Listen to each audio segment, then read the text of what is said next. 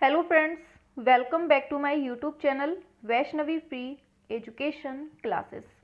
Friends, जैसा आप लोग देख रहे हैं कि डेली आपकी रात में 9 बजे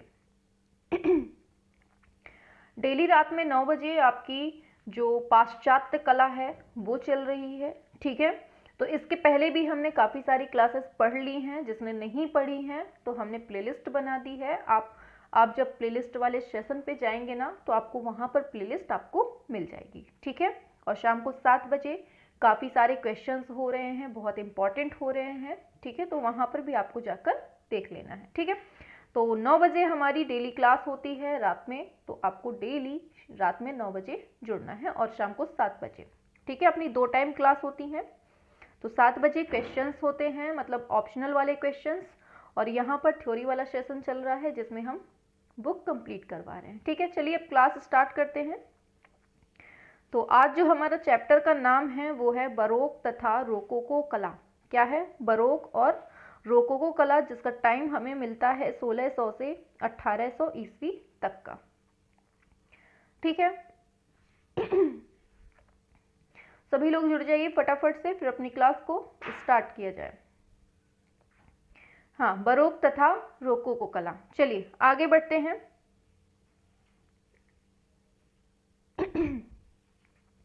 चलिए देखिए, इसमें चित्र देखने को मिल रहा है। इस चित्र के बारे में, इस चित्र में क्या दिखाया गया है इसको देख लीजिए। ये जो चित्र है वो है कैरावेच्चियो का ताश के धोखेबाज। चित्र मतलब नाम क्या है इसका? ताश के धोखेबाज, जो कि बनता है 1594 ईस्वी में कैनवास पर तेल रंग से। किससे बनता है? कैनवास पर तेल रंग से बनता है, और 94 सेंटीमीटर बाई 131 सेंटीमीटर इसकी माप है। इंच में बात की जाए तो 37 बाई 52, मतलब 37 बाई 52 इंच है। और Kimbell art museum Fort Worth, जो कि यूएसए में है, यहाँ पर इसको संग्रहित किया गया है। ठीक है, तो कैरावेच्चियो का है ये चित्र। आगे बढ़ते हैं नेक्स्ट पे। अब दे रहा है इसमें कि बरोक का अर्थ क्या होता है। तो क्वेश्चन पूछा जाता है एग्जाम में कि बरोक का मतलब क्या है। 4 ऑप्शन होते हैं और उसका आंसर होता है भौड़े आकार का मोती या फिर अव्यवस्थित रूप। तो बरोक का मतलब क्या हुआ? भौड़े आकार का मोती या फिर अव्यवस्थित रूप। अब दे रहा है बरोक कला वस्तुकला, संगीत, नृत्य, चित्रकला एवं मूर्तिकला, ये सभी आती हैं आपके बरोक कला के अंतर्गत। ठीक है, ये 1600 ईस्वी के लगभग इटली में उत्पन्न होकर 1800 शताब्दी ईस्वी तक प्रचलित होती है। तो टाइम पीरियड भी याद रखना है, 1600 ईस्वी के लगभग इटली में इटली में उत्पन्न होकर 1800 शताब्दी ईस्वी तक ये प्रचलित होती है। आगे आगे फिर दे रहा है फ्लांडर्स, वर्तमान बेल्जियम के अंतर्गत आता है ये, और जर्मनी, मध्य यूरोप, स्पेन, इसमें विशेषकर ये जो है फैलती है। कौन सी? बरोक कला। और बरोक कला में रंगों के बल अधिक स्पष्ट व रंगीन है। छाया प्रकाश का नाटकीय प्रभाव भी इसमें अद्भुत देखने को मिलता है। नेक्स्ट है, बरोक कला में रंगमंच की सजावट इस प्रकार से की जाती थी कि उसकी लाइट या फिर प्रकाश केवल पात्रों पर पड़े, दर्शकों पर नहीं। ठीक है, तो ये भी याद रखना है। आगे चलते हैं। तो दे रहा है पात्रों के चेहरे पर भी लाइट ना पड़े, इसी को नाटकीय चित्रण या प्रकाश के छुपे हुए चित्र कहते हैं। ठीक है, बरोक कला गहन भावना, परिवर्तनशील गति तथा प्रकाश व छाया के लिए फेमस है। आगे इस कला में फव्वारों के दृश्यों का बहुत उपयोग हुआ है। इंपॉर्टेंट है, पूछ लेगा फव्वारों के दृश्यों का उपयोग कहाँ हुआ है। 4 ऑप्शन होंगे तो उसमें आपको देखना होगा। आगे है यूरोपीय कला का यह काल क्या कहलाता है? स्वर्ण काल कहलाता है। इंपॉर्टेंट है। और बरोक कला के प्रमुख कलाकार कौन से हैं? कैरावेच्चियो, रूबेंस और रेम्ब्रांड, ये सब आपके बरोक कला के कलाकार हैं। आगे बढ़ते हैं, तो अब इनके बारे में देख लेते हैं। माइकल एंजेलो मेडिसी दा कैरावेच्चियो। अब कैरावेच्चियो के बारे में देखते हैं। इनका टाइम पीरियड है 1571 से 1610 ईस्वी का। कौन सा है? 1571 से 1610 ईस्वी का इसका टाइम पीरियड मिलता है। और कैरावेजियो के जन्म की बात की जाए तो 28 सितंबर 1571 ईस्वी को मिलान, इटली में इनका जन्म होता है। किसका? कैरावेजियो का। ठीक है, आगे चलते हैं। अब देखिए इसमें चित्र दिखाया गया है। देखिए ये चित्र आपको दिखाया जा रहा है। इस चित्र में क्या है? कैरावेजियो, कैरावेजियो का बनाया हुआ है। इसमें दिखाया गया है ईसा का दफनाया जाना। क्या है? ईसा का दफनाया जाना। टाइम पीरियड है इसका 1603 से 1604 के बीच में इसको बनाया जाता है। और कैनवास पर तेल रंग से बना है। संग्रह है वेटिकन म्यूजियम रोम में। इंपॉर्टेंट है, इसको याद रखना है। ठीक है, याद रखना है। आगे आगे बढ़ते हैं। तो देखिए कैरावेजियो इटली की बरोक कला का जन्मदाता और यथार्थवादी शैली में कार्य करने वाला प्रसिद्ध चित्रकार था। कौन? कैरावेजियो। ठीक है, और वह पवित्र घटनाओं का प्रत्यक्षदर्शी चित्रण करने का मतलब करने वाला श्रेष्ठ कलाकार भी था। ठीक है, याद रखना है, पवित्र घटनाओं का प्रत्यक्षदर्शी चित्रण करने वाला। फिर है ताश के धोखेबाज, बहुत इंपॉर्टेंट, स्टार्टिंग में ही हमने देखा। ताश के धोखेबाज उसकी ऐसी कृति है जिसमें विषय तथा चित्रण विधि मतलब दोनों में नवीनता देखने को मिलती है। और 1594 ईस्वी का कैनवास पर तेल माध्यम से बनता है ये चित्र। और वर्तमान में ये Kimbell art gallery Fort Worth America में इसको सुरक्षित किया गया है। यहाँ से क्वेश्चन पूछने की संभावना हो जाती है, तो ये याद रखना है। आगे है कैरावेजियो ने 1603 से 4 ईस्वी के मध्य अपने प्रशंसित वेदी चित्रों में से एक ईसा का दफनाया जाना, बहुत इंपॉर्टेंट, क्या है? द एंटोबेमेंट ऑफ क्राइस्ट, इसका निर्माण वल्लीकेला मतलब चिपासा नुआवा में सांता मारिया चर्च के दाईं ओर दूसरे चर्च के लिए किया था। ठीक है, याद रखना है किसका? ईसा का दफनाया जाना, इसका निर्माण। और ये तेल माध्यम में किया गया है, अभी हमने ऊपर चित्र में भी देख लिया है। और इस चित्र की जो एक प्रति है अब चैपल में है और मूल प्रति कहाँ है? पिनाकोटेका वेटिकन में है। ठीक है, ये भी याद रखना है। नेक्स्ट, कैरावेजियो नाटकीय धार्मिक विषयों का सुंदरता से चित्रण करता था। उसने कुमारी की मृत्यु, बहुत इंपॉर्टेंट है, नामक चित्र में अपनी एक ग्रामीण स्त्री को मृतप्राय अवस्था में दिखाया है। और देखिए 1604 से 1606 ईस्वी के मध्य कैनवास पर तेल रंगों से निर्मित यह चित्र वर्तमान में कहाँ है? लूव्र म्यूजियम पेरिस में। कौन सा? कुमारी की मृत्यु। इसमें क्या दिखाया गया है? एक ग्रामीण स्त्री को मृतप्राय अवस्था में चित्रित किया गया है। आगे ये सब फैक्ट बहुत इंपॉर्टेंट है। कैरावेजियो के कुछ प्रसिद्ध चित्र हैं। थॉमस का संदेश, संत मैथ्यू का बुलावा, कुमारी की मृत्यु, ये सब जो है ना बहुत इंपॉर्टेंट है, कैरावेजियो के चित्र हैं। आगे देखते हैं। अब आते हैं पीटर पाल रूबेंस। इनका टाइम पीरियड मिलता है 1577 से 1640 ईस्वी के बीच में। तो फ्लेमिश बरोक कलाकार हैं रूबेंस। इनका जन्म होता है 20 जून 1577 ईस्वी को सीजन जर्मनी में होता है। आगे चलते हैं।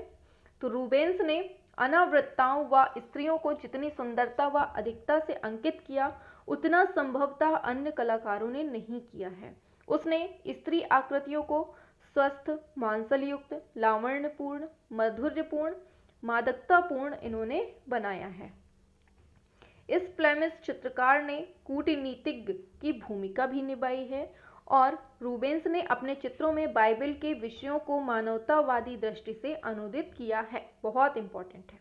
आगे रूबेंस द्वारा the rape of Europa, most important, किसके द्वारा? रूबेंस के द्वारा द रेप ऑफ यूरोपा 1628 से 29 ईस्वी के बीच में बनाया जाता है कैनवास पर तेल चित्र से।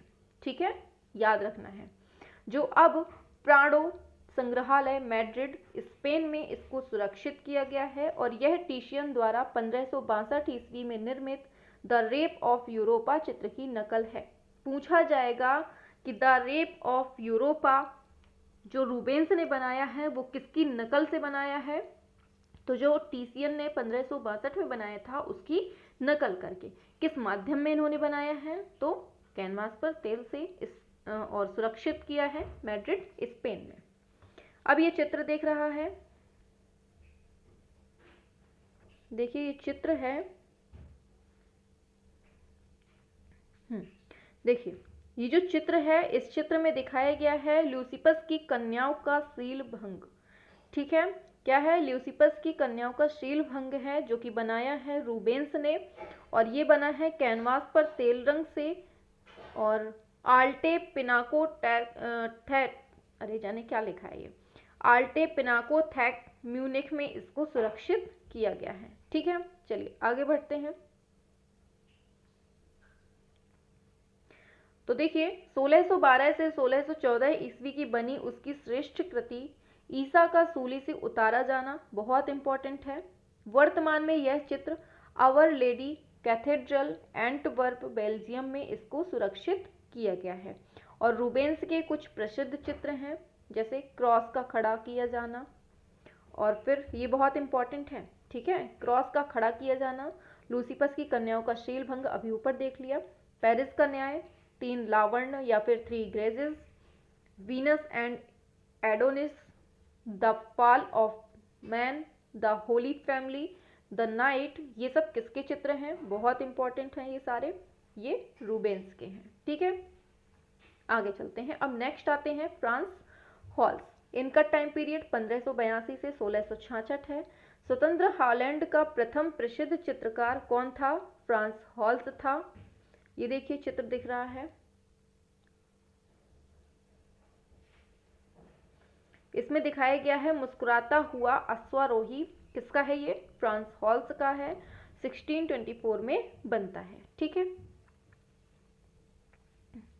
फ्रांस हॉल्स का जन्म 1582 ईस्वी में एंटवर्प बेल्जियम में हुआ था, और इस हॉलैंडवासी डच चित्रकार ने आनंदमय जीवन व प्रसन्नता युक्त चित्र प्रचुर मात्रा में अंकित किए हैं, और वह बहुत शीघ्रता से चित्रण करने वाला चित्रकार था।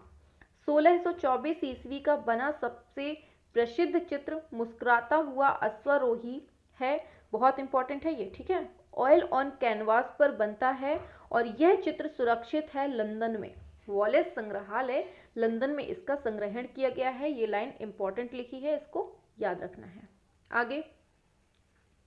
आगे है 1628 ईस्वी में जिप्सी लड़की, Gypsy girl, oil on canvas माध्यम में बनती है। 57.8 सेंटीमीटर गुणे 52.1 सेंटीमीटर इसकी माप है, या इंच में बात की जाए तो 22 बाई 20 के लगभग है। ठीक है, इंच में।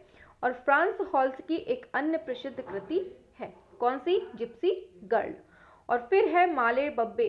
क्या है? Malle Babbe Dutch golden age painter, Frans Hals द्वारा 1633 से 1635 ईस्वी के बीच में बनाया गया एक उत्कृष्ट चित्र है, और यह वर्तमान में जेमाल्ड गैलरी बर्लिन में इसको प्रदर्शित किया गया है।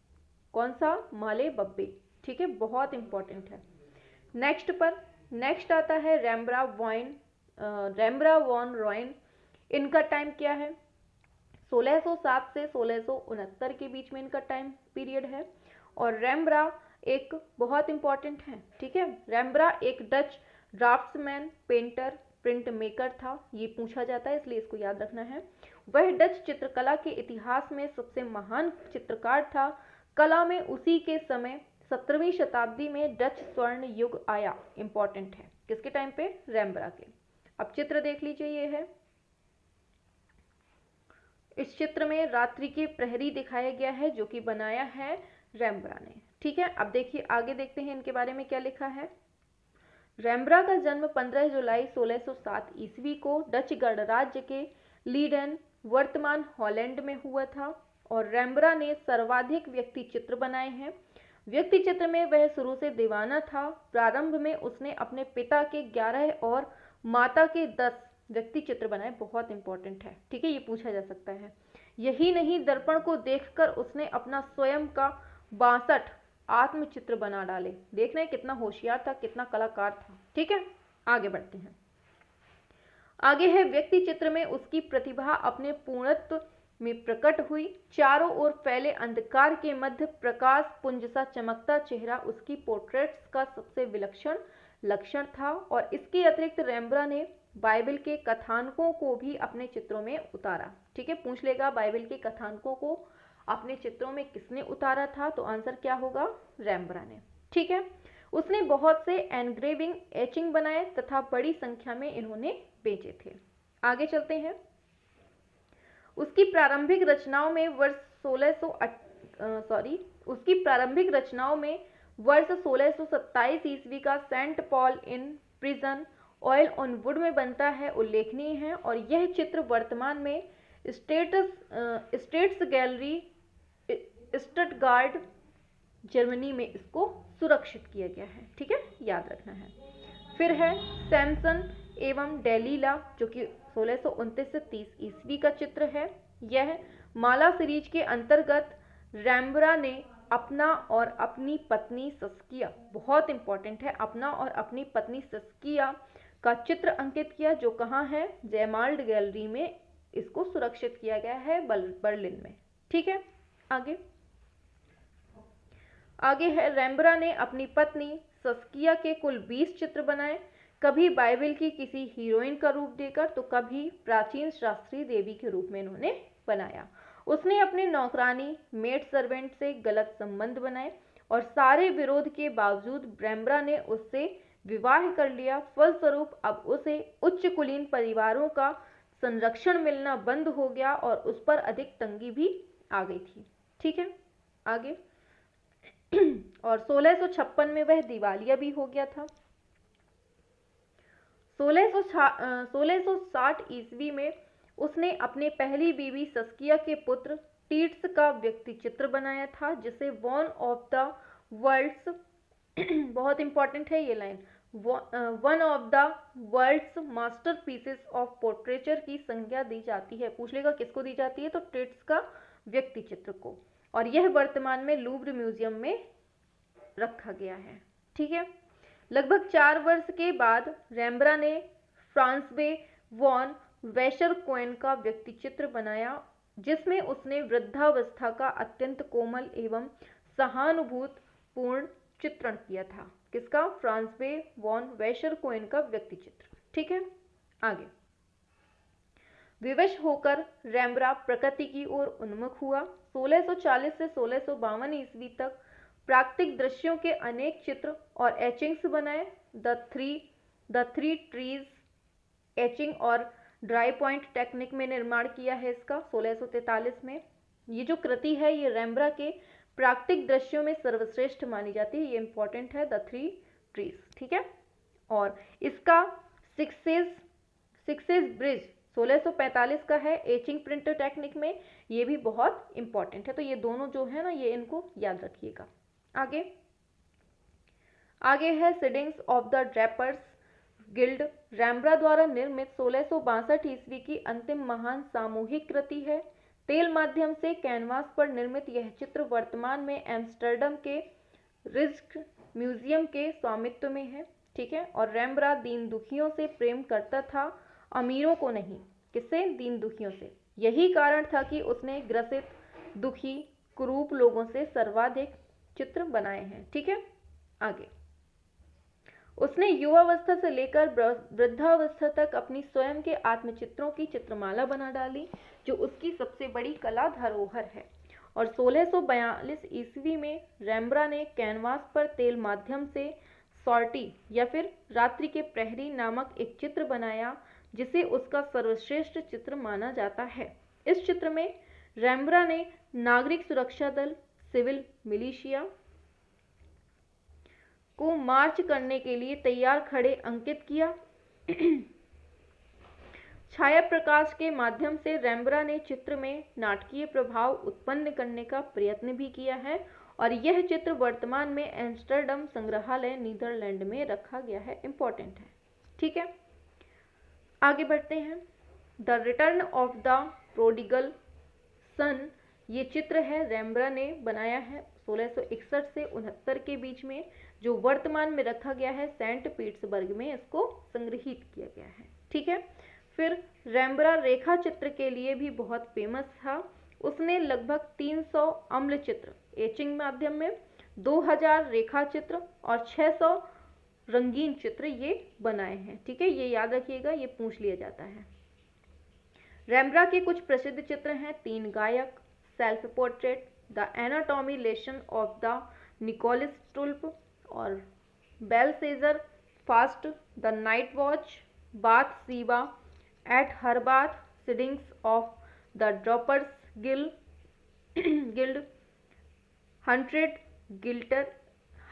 गिल्डर प्रिंट, संत मैथ्यू और फरिश्ता, चिड़िया को खाता सिंह, सोता हुआ प्रहरी कुत्ता, लेटी हुई लड़की, 3 गायक। ये सब जो चित्र हैं ये सब किसके चित्र हैं? रेम्ब्रा के हैं, याद रखना है। ठीक है, अब आगे बढ़ते हैं।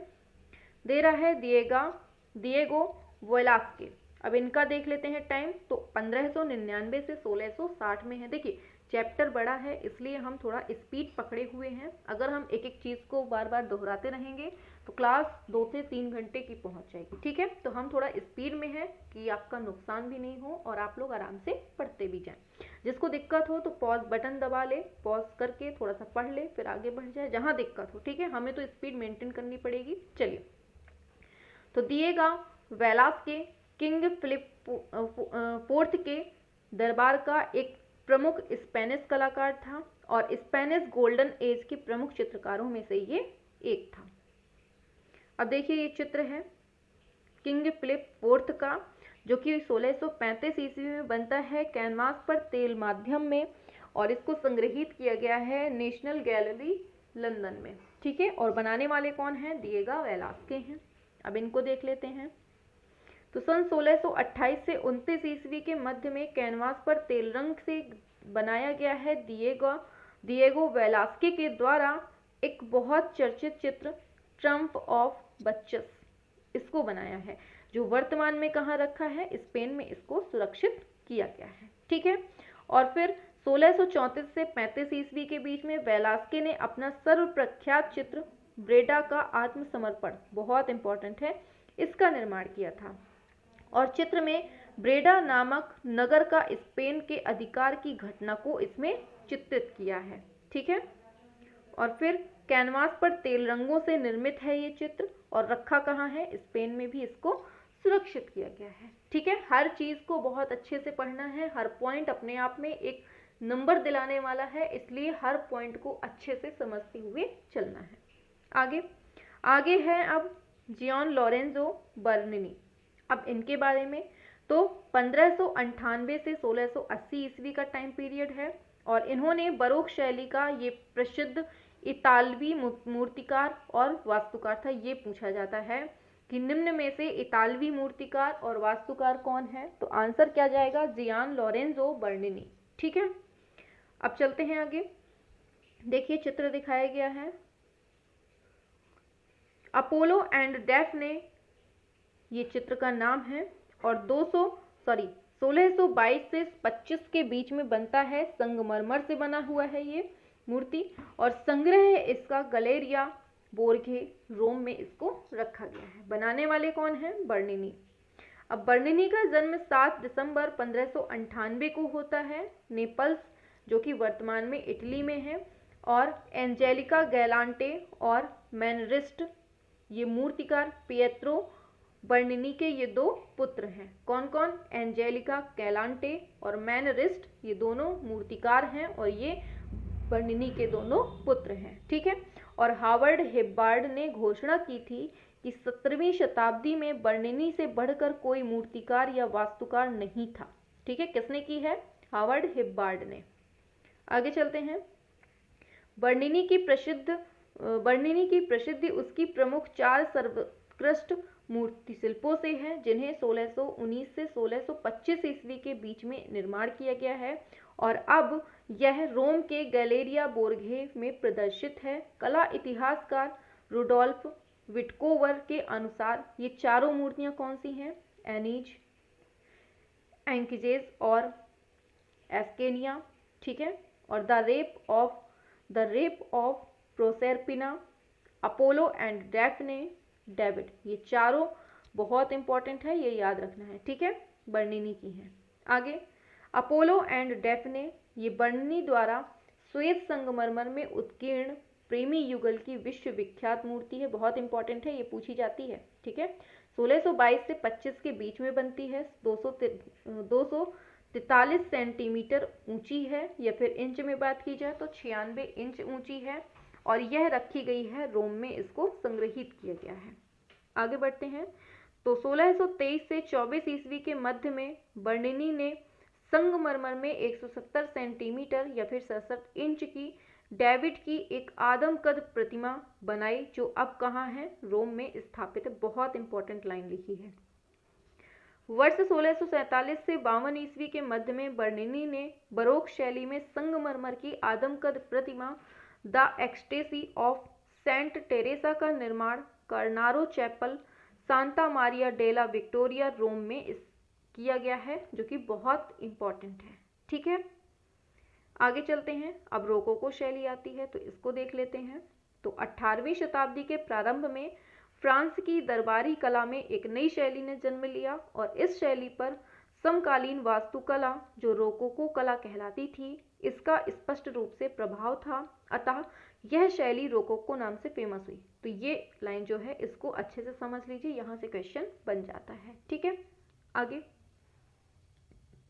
रोकोको शब्द का प्रयोग फ्रांस में 1835 ईस्वी में पहली बार किया गया था, और इस शब्द की उत्पत्ति फ्रेंच शब्द से रोकॉय से हुई है, और इसका अर्थ है सीप के ऊपर गतिमान वक्र रेखाएं। ये पूछ लिया जाता है कि रोकोको किस भाषा से लिया गया है, तो ये फ्रेंच भाषा से। कौन से शब्द से? रोकॉय शब्द से। इसका मतलब क्या होता है? सीप के ऊपर गतिमान वक्र रेखाएं। ठीक है, जिस प्रकार सीप के ऊपर गतिमान वक्र रेखाएं होती हैं, उसी प्रकार की रेखाओं को रोकोको शैली में प्रधानता दी गई है, ये याद रखना है। पुनरुत्थान एवं प्रभावशाली कला आंदोलनों के मध्य रोकोको कला का सर्वाधिक आकर्षण कला आंदोलन रहा है, और 1740 ईस्वी तक फ्रांस में रोकोको शैली अपने चरमोत्कर्ष पर थी। ये लाइन बहुत इंपॉर्टेंट है। ठीक है, याद रखना है। अब देखिए, इसमें दिखाया गया है, ये देख लीजिए, ये रोकोको कला का है। चलिए आगे बढ़ते हैं। अब तो देख लेते हैं। इस शैली के चित्रों में अधिकतर नायक नायिकाओं के चित्र काल्पनिक स्वर्ग समान वातावरण में बनाए गए हैं, और इस शैली में राजाओं व दरबारी लोगों के व्यक्ति चित्र और ग्रीक व रोमन पुराणों से लिए गए देवताओं, परियों व अन्य अतिमानवीय शक्तियों के चित्र बनाए जाते थे। ठीक है, ये याद रखना है। और यह मुख्यतः आंतरिक सज्जा की कला थी। इसमें अंग्रेजी के सी अक्षर के आकार वाले अलंकरणों का प्रयोग किया गया। ये पूछ लिया जाता है कि अंग्रेजी के सी अक्षर वाले जो हैं, इनका अलंकरण किस कला में हुआ है, तो ये आपको याद रखना होगा। आगे, इस कला के प्रमुख कलाकारों में बातो, बूशे, फ्रॉगनार्ड, शार्डी और बाउचर, ये सब आपके इस कला में आते हैं। अब देखिए, कुछ फैक्ट हैं, इन फैक्ट को देख लेते हैं, जहां से क्वेश्चन बन जाते हैं। चलिए, हंसता हुआ अश्वरोही द लाफिंग कैवेलियर किसकी रचना है? फ्रांस हॉल्स की है। हॉलैंड में बरोक युग के किस चित्रकार ने सबसे अधिक आत्मचित्र बनाए, जिसकी संख्या लगभग 62 है? तो किसने? रेम्ब्रा ने बनाए हैं। और भिखारी बच्चों तथा निम्न जीवन का बरोक चित्रकार कौन था? ये म्यूरिल्लो था। ये भी याद रखना है। आगे दे रहा है, गाते बजाते नाचते तथा आनंद मनाते स्त्री पुरुष के सबसे अधिक चित्र किसने बनाए हैं? फ्रांस हॉल्स ने। और रंगों में रक्त मिलाकर चित्र बनाने वाला चित्रकार, बहुत इंपॉर्टेंट, पीटर पॉल रूबेंस। और ताश के धोखेबाज किस बरोक चित्रकार की कृति है? तो ये कैरावेज्जियो की है। गंदे स्थानों पर गंदे लोगों का सबसे अधिक चित्रकारी किया है आंद्रिया ब्राउवर ने। आगे चलते हैं। लेटी हुई अनावृतता को अंकित करने वाला प्रथम स्पेनिश कलाकार कौन था, जिसे पीठ की ओर से अंकित किया गया था? कौन था ये? वेलास्के।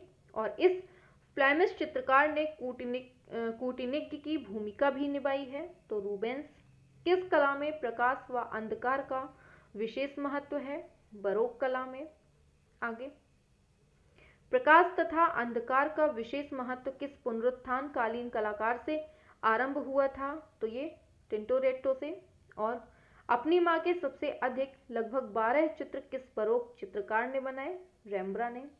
रोकोको शैली में हास्य व्यंग्य आधारित चित्र विधा को कहा जाता है, क्या कहते हैं? कैप्रिको। और रोकोको शैली के लक्षण सबसे पहले मिलते हैं लुई 14वें के भवन में निकोलस लार्जिलिए द्वारा अंकित पारिवारिक चित्रों में। एंड लास्ट पॉइंट दिया है दरबारी शानशौक के विपरीत जनसाधारण का चित्रण करने वाले कलाकार कौन थे? तो ये साइमन थे, साइमन शार्दी। ठीक है, तो यहाँ से आपका जो ये चैप्टर था ये आपका चैप्टर कंप्लीट हो जाता है। ठीक है, इसके पहले हमने काफ़ी सारी क्लासेस पढ़ा दी हैं, जिसने नहीं पढ़ी हैं तो आप जाकर प्लेलिस्ट में देख लीजिएगा, सीक्वेंस से 1 2 3 के क्रम में लगी हुई हैं। ठीक है, तो चलिए फिर क्लास करते हैं।